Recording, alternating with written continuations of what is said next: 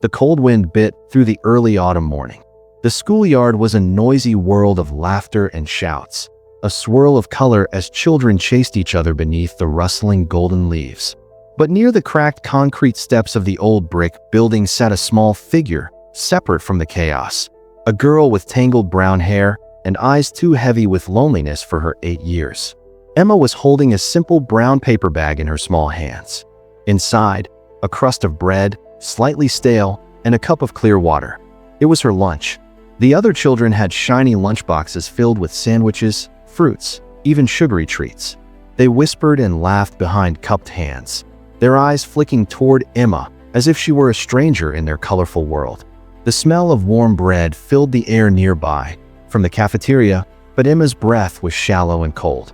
She took a small bite of the bread, dry and hard against her tongue. The water did little to soothe the tight knot in her stomach. Some of the older kids passed by, smirking. "Why don't you eat real food?" one jeered. "Bread and water? What is that peasant lunch?" Their laughter cut sharper than any cold gust. Emma hugged her knees, swallowing the lump in her throat. She wanted to disappear, to be anywhere but here. The rough bark of the tree behind her scratched her back as she leaned against it, the dull gray sky looming above.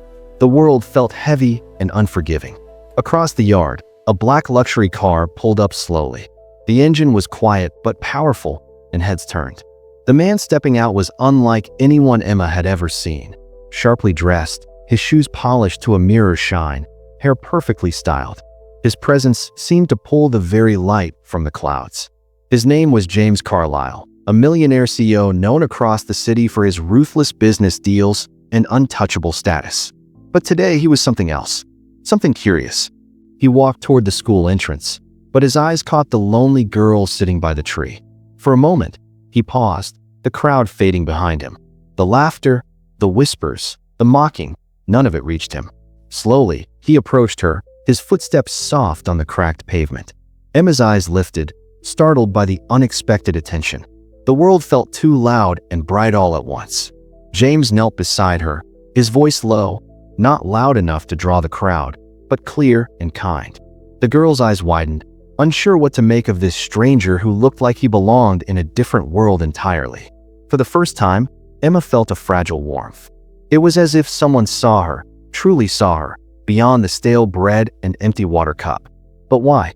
The question hung in the air like the mist that began to settle. As the bell rang, calling the children back inside, James sat down beside Emma. The other kids stopped their games to stare, whispers rippling through the air. What would a millionaire CEO want with a girl no one else noticed? Something was about to change. Emma's small world was about to collide with a stranger's in a way neither could have imagined. And all because of a simple lunch. The shrill ring of the school bell faded into the distance, swallowed by the steady rush of footsteps and chatter that filled the corridors. Yet outside, where the sharp autumn breeze swept dry leaves across the cracked pavement, a quiet moment lingered, one that neither Emma nor James Carlisle would forget. Emma sat beneath the familiar oak tree, its rough bark pressing against her back. The paper bag James had handed her was clasped tightly in her small hands, the scent of fresh bread still faint but powerful, like a secret promise. She was hungry, not just for food, but for something far more elusive: kindness, connection, hope. Around her, the schoolyard buzzed with life. Children's laughter rang out, sharp and clear, mixed with the rhythmic thud of basketballs and the scuff of sneakers on concrete. The warm smell of lunch drifting from the cafeteria mingled with the earthy scent of damp leaves and the distant roar of city traffic. But Emma felt distant from it all, a solitary figure caught in a world that didn't quite fit her. James watched from a few feet away, his sharp suit contrasting with the faded colors of the playground. His eyes, usually sharp and calculating in boardrooms, were soft now, filled with a quiet empathy. He saw the small girl struggling beneath the weight of invisible burdens, and something inside him stirred, a recognition of loneliness he knew all too well. Slowly, he rose and walked over, his footsteps light on the cracked pavement.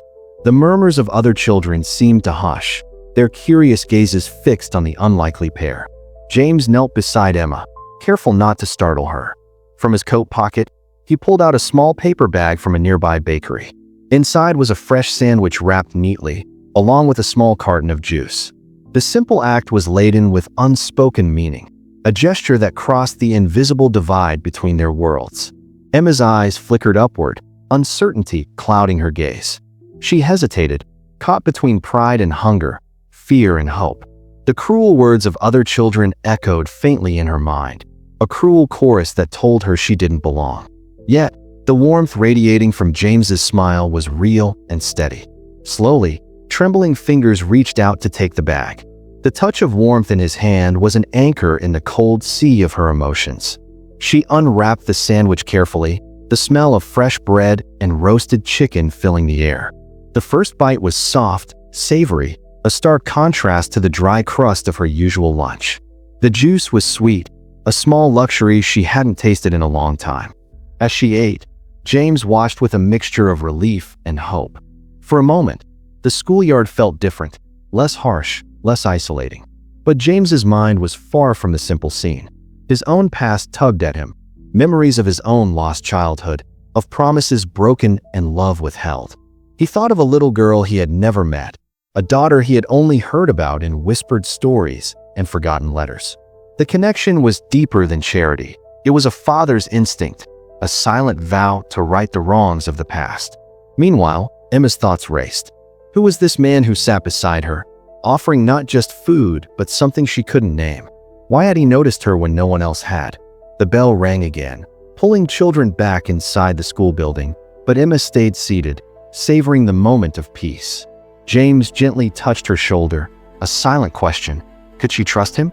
In that quiet exchange, a fragile bond formed, one built on shared solitude and unspoken understanding. Later that evening, James sat alone in his penthouse, the city lights glittering like distant stars. He pulled out a worn photograph of a woman with kind eyes, her smile gentle yet sad. The woman was Emma's mother, his late wife, a love lost but never forgotten. He had kept a secret all these years, a secret that now threatened to burst free. James thought of Emma, the lonely girl with the bread and water lunch, and felt a fierce determination. He would not let her slip away like the memories of the past. The next day, he returned to the school with a small package, a book of stories for Emma, a simple gift meant to open new worlds.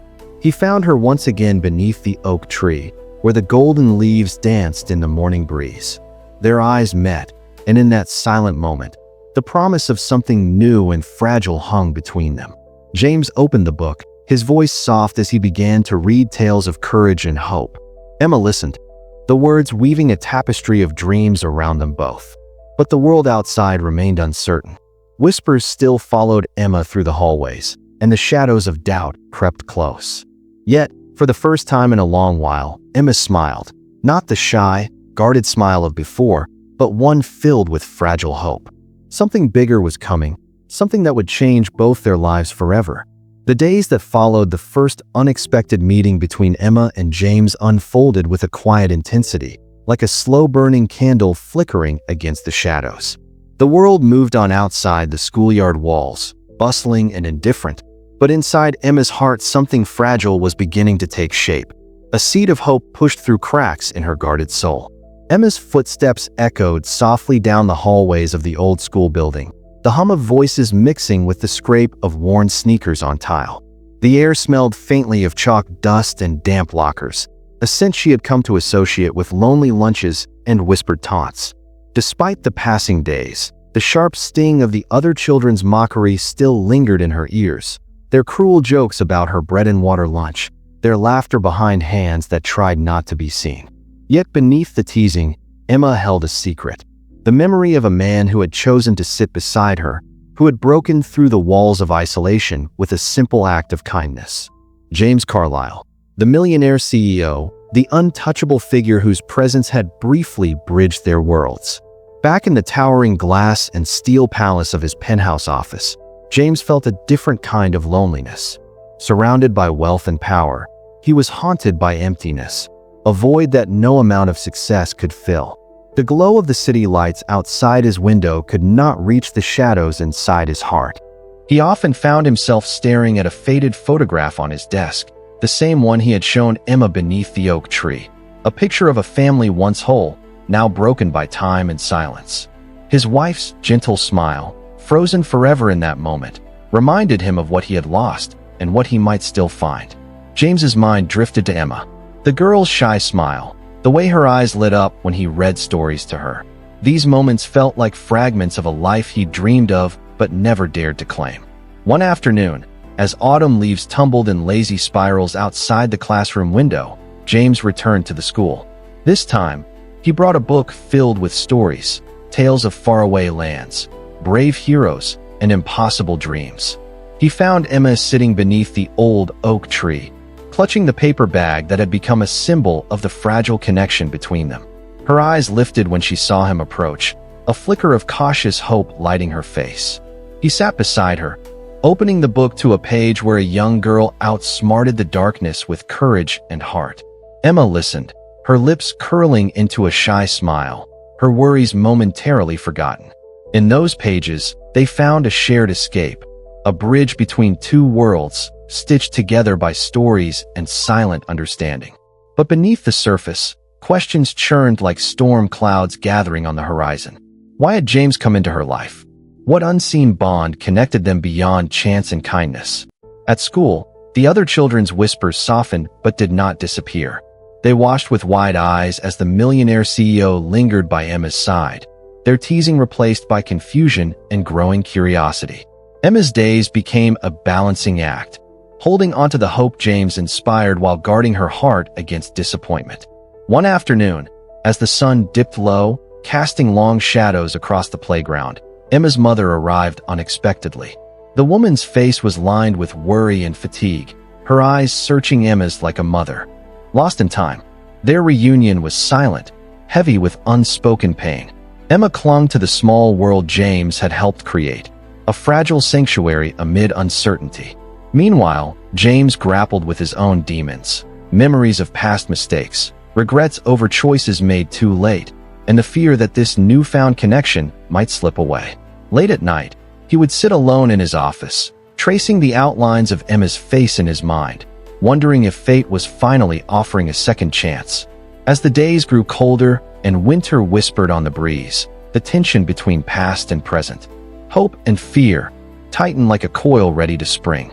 Emma and James stood on the brink of revelation, their lives intertwined by secrets waiting to be told. The moment of truth was near. The dawn crept quietly over the city skyline, soft golden light spilling through the narrow window of Emma's modest apartment. The air was crisp, carrying the faint scent of rain-soaked earth and blooming jasmine from the garden below. Emma stood at the window, her breath fogging the glass as she stared out, watching the city slowly wake up, the distant hum of early traffic, the soft chirping of sparrows nestled in the trees. Her heart thudded unevenly, a mixture of hope and fear swirling inside her like a restless tide. Today was different. Today, the fragile threads of her past and present were poised to unravel and weave into a new reality, one she had only dared to dream of in quiet moments. 4 months now, James Carlyle, the millionaire CEO who had appeared like a guardian angel on that cold autumn day, had quietly become part of her life. He'd offered kindness, a gentle hand to hold, and a promise of something more than the loneliness she'd always known. But the secret that had haunted him both kept them apart and tethered their souls together, a secret ready to be revealed. She turned from the window just as a soft knock came at the door. James stood there, his expression both hopeful and serious, carrying a worn envelope and a small bouquet of wildflowers he had picked from a city park. His tailored suit was softened by the early light, his eyes reflecting a vulnerability Emma had never seen before. "Emma," he said quietly, stepping inside and closing the door behind him. "There's something I need to tell you." They moved to sit beneath the sprawling branches of the old oak tree outside the school, the place where their worlds had first collided. Leaves whispered softly in the morning breeze, casting dappled shadows across the ground. The familiar hum of children arriving echoed in the distance. But here, time felt suspended. James reached into his coat pocket, pulling out the envelope. His fingers trembled slightly as he handed it to Emma. Inside was an old photograph, edges curled and colors faded but unmistakable, a family portrait. There was a man in a dark suit, a woman with gentle eyes, and between them, a small girl with soft curls and bright eyes that mirrored Emma's own. Emma's breath hitched, her eyes wide with disbelief as the image unfolded before her. The woman's smile was warm yet tinged with sadness. The man looked resolute but kind.